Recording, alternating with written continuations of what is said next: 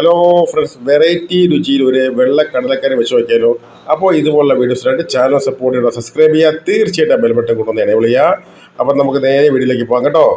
അപ്പോൾ നമ്മൾ കടല ഇങ്ങനെ കുതിർത്ത് വെച്ചേക്കാം കേട്ടോ. ഇത് തലേ ദിവസം വെള്ളത്തിലിട്ട് കുതിർത്ത് വെച്ചേക്കുന്ന കടലയാണ്. ഇനി നമുക്ക് കുക്കറിൽ വെച്ച് ഒന്ന് വേവിച്ചെടുക്കേണ്ട ആവശ്യമുണ്ട് കേട്ടോ. അപ്പോൾ കുക്കറിലേക്ക് കടല ഇട്ട് കൊടുക്കാം കേട്ടോ. അടിപൊളിയാണ്. അപ്പോൾ നമ്മളെല്ലാ ഫ്രണ്ട്സിനും ഇത് തീർച്ചയായിട്ടും ഇഷ്ടപ്പെടും കേട്ടോ, 100% ഉറപ്പാണ്. അപ്പോൾ നമുക്ക് ഇനി ഇതിലേക്ക് വെള്ളം കേട്ടോ, കടല ഒന്ന് മുങ്ങി നിൽക്കത്തക്ക രീതിയിൽ വെള്ളം ഒന്ന് ഒഴിച്ചു കൊടുക്കാം. ഇനി നമുക്ക് അടയ്ക്കണം കേട്ടോ, അടച്ച് ബിസിലൊക്കെ കേൾപ്പിക്കണം. അപ്പോൾ നമുക്ക് ഇതിലേക്ക് ഒരു 4 ബിസിലാണ് കേൾപ്പിക്കണം കേട്ടോ. 4 ബിസിൽ മതി. ആ സമയത്ത് തന്നെ വെന്ത് വരും കേട്ടോ. വെയിറ്റൊക്കെ ഇട്ട് കൊടുത്തിട്ടുണ്ട്.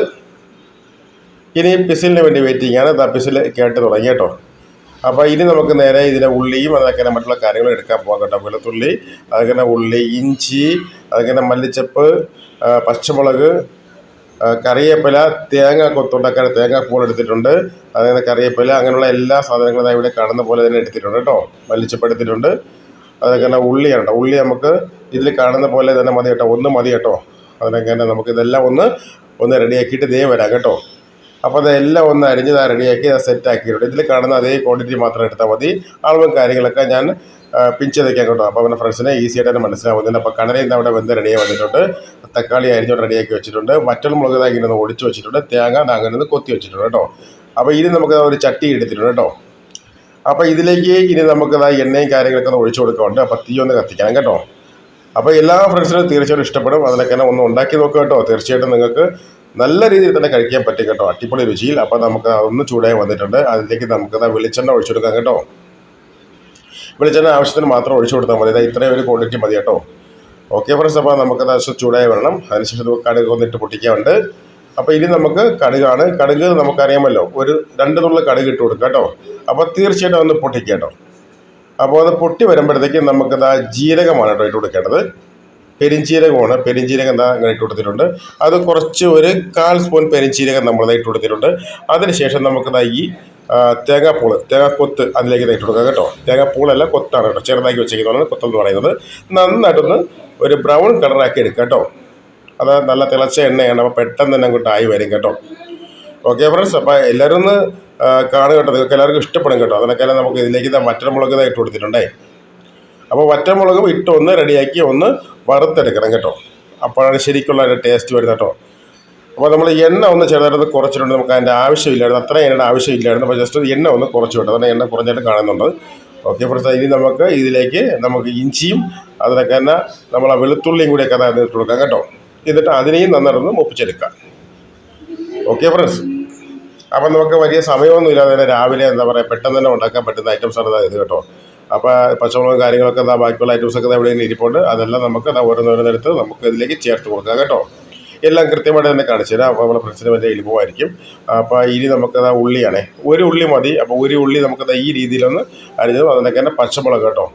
അപ്പോൾ എല്ലാത്തിൻ്റെ എണ്ണം ഞാൻ കൃത്യമായിട്ട് ആദ്യം തന്നെ കാണിച്ചായിരുന്നു കേട്ടോ. തീർച്ചയായിട്ടും അതൊന്ന് കാണുക കേട്ടോ. ആ സമയത്ത് നമുക്ക് കൂടുതൽ മനസ്സിലാവുന്നതാണ്. അപ്പോൾ ഒന്ന് മൂത്ത് റെഡിയായി ഒരു ബ്രൗൺ കളറിലേക്ക് ആയി വന്നിട്ടുണ്ട് കേട്ടോ. അപ്പോൾ ഇനി മസാല നമുക്ക് ഇട്ട് കൊടുക്കാം. മഞ്ഞൾപ്പൊടിയാണ്, ഒരു 1/2 സ്പൂൺ മഞ്ഞൾപ്പൊടി ഇട്ട് കൊടുത്താൽ മതി. മുളക് പൊടിയാണ് കേട്ടോ ഇട്ട് കൊടുത്തേക്കുന്നത്. കാശ്മീരിയാണ് ഇട്ട് കൊടുത്തേക്കുന്നത്. സാധാ മുളക് പൊടി നമുക്കത് ഒരു 3/4 സ്പൂൺ മുളക് പൊടി ഇട്ട് കൊടുക്കാം കേട്ടോ. അതിനൊക്കെ തന്നെ മല്ലിപ്പൊടിയാണ്. മല്ലിപ്പൊടി നമുക്ക് 3/4 സ്പൂൺ ഇട്ട് കൊടുക്കാം. അടുത്തായിട്ട് നമുക്ക് ഒന്ന് ഇളക്കി കൊടുക്കാം കേട്ടോ. നന്നായിട്ടൊന്ന് ഇളക്കി മസാലയും കൂടെ ഒന്ന് റോസ്റ്റായി വന്നിട്ടുണ്ട് കേട്ടോ. ഇങ്ങനെ വരും കേട്ടോ. അതിനുശേഷം നമുക്ക് തക്കാളി ഇതിൻ്റെ മുകളിലേക്ക് ഇട്ട് കൊടുക്കാം കേട്ടോ. നന്നായിട്ട് ഇളക്കി കൊടുക്കുക. തക്കാളിയുടെ വെള്ളം ഇങ്ങോട്ട് ഇറങ്ങണം കേട്ടോ. ആ രീതിയിലേക്ക് ഒന്ന് ഇളക്കി കൊടുക്കുക. ഇനി നമുക്ക് കറിവേപ്പില കേട്ടോ. കറിവേപ്പില ഇതിൻ്റെ മുകളിലേക്ക് ഇട്ട് കൊടുക്കാം. നന്നായിട്ട് ഇളക്കി അങ്ങ് വറ്റിക്കാം കേട്ടോ.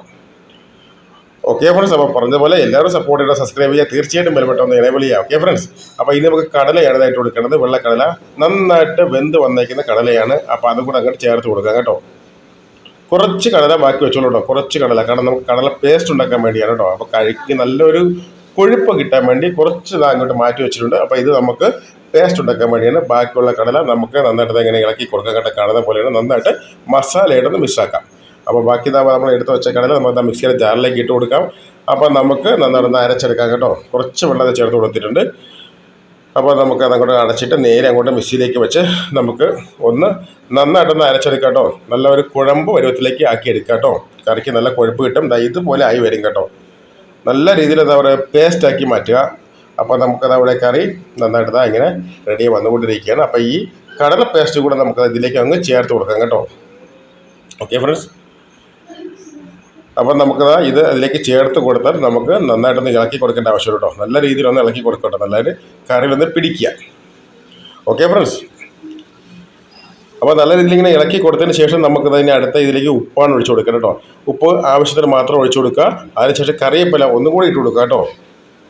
എന്നിട്ട് നമുക്ക് നന്നായിട്ടൊന്ന് ഇളക്കി കൊടുക്കാം. അപ്പോൾ നമ്മളെ കറി ഏകദേശം ഒക്കെ ഒന്ന് റെഡിയായി വരുന്നുണ്ട്.